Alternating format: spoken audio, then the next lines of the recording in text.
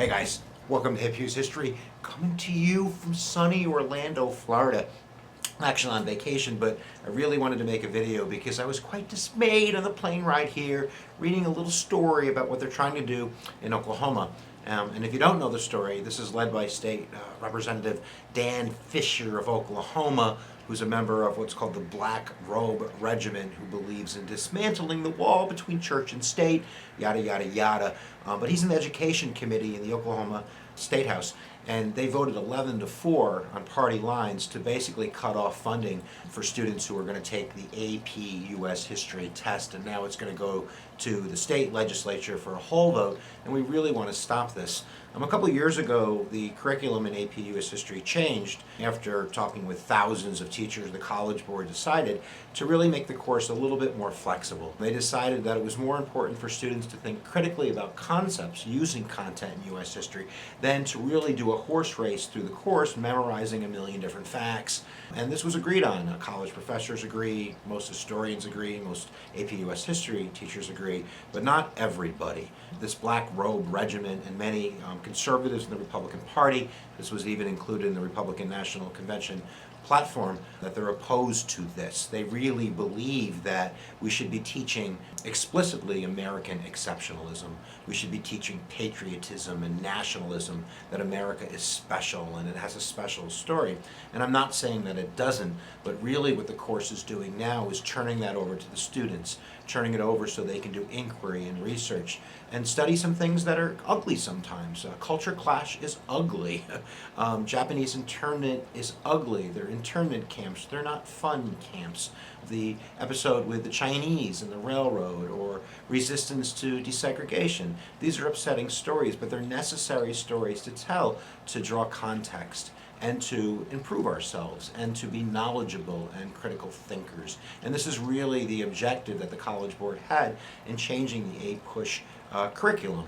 And certainly teachers can still teach, Winthrop's City on a Hill speech or Ronald Reagan speech, but it's not mandated because we don't want kids memorizing. Representative Fisher came up with his own curriculum, which includes 58 documents that the course would be based on, including 3 Ronald Reagan speeches. Nothing wrong with that, but when you add to that, 2 church sermons and the 10 Commandments and no speeches by any Democratic president since Lyndon Baines Johnson, it starts to look maybe a little bit slanted.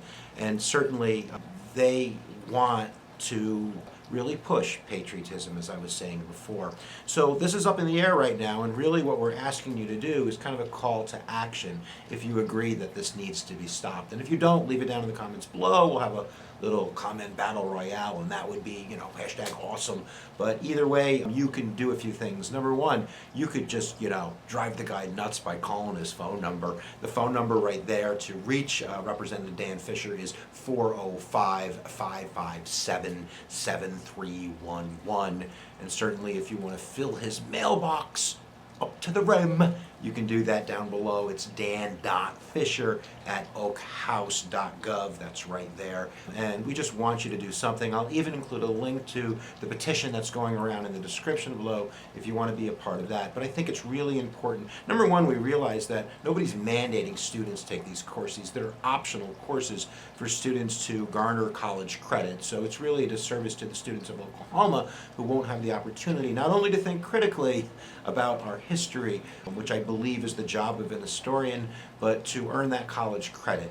And certainly if this goes on in Oklahoma, it's probably going to spread to other places. People are even fearful that Oklahoma and some other places might just shut down AP courses, indefinitely, just kill them all because they're linking them to the kind of this Common Core national curriculum. And really there's a big difference between the Common Core and an AP history course or an AP course in general. So yada yada yada, I talk a lot. I'm going to stop right now and let you do something about it. Remember guys, where attention goes, energy flows. I'll be flying back to -11-degree Buffalo tomorrow and thinking about my next video. So how exciting is that? And I guess we'll see you guys next time as you press my buttons. Thanks for listening, and remember, the revolution will be televised.